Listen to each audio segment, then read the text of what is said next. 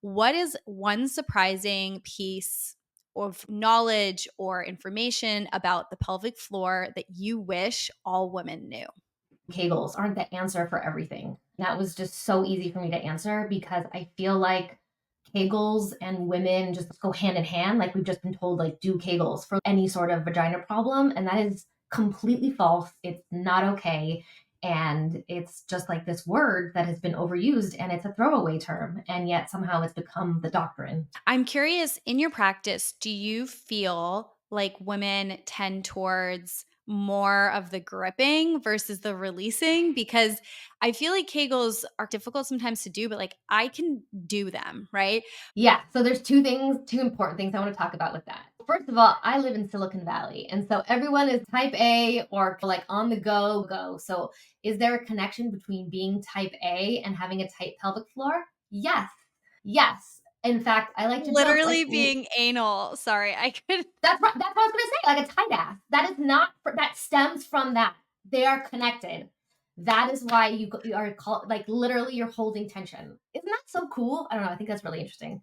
Yeah, being anal, it's being overly gripped. So honestly, in our practice, it's like 50-50. Where I feel like whenever people think about, let's just say, vaginas, it's, oh, I'm supposed to be tight. But no, you're supposed to be neutral. You're supposed to be right in the middle, not tight, because overly too tight, as we just heard and learned, is not helpful, right? I like to think of it like a fist, right? I like my hand. I want my hand to be neutral. I don't want it to be stuck in a fist because that's not functional for me. I can't relax to pick up anything if I'm already gripped. That's the same analogy for the pelvic floor. I don't want it to be living in a tight squeeze. I want it to be living in a neutral position so it can tighten when it needs to and then be back to neutral again. So that's the connection. Then the second important thing that I wanted to talk about is in our clinic, we don't call Kegels, we call them blueberries.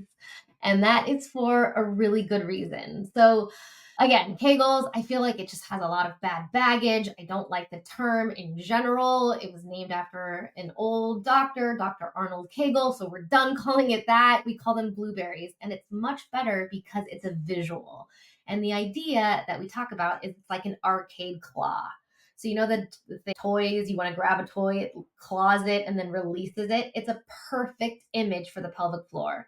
So the idea is that a perfect Kegel or blueberry would be your pelvic floor isolating, closing and lifting up a blueberry and then releasing it. So if you're in the car, if you're listening now, try that imagery of where your pelvic floor, I like to think about like my vagina, just like closing and lifting a blueberry and then releasing it. So that's a really good way to start.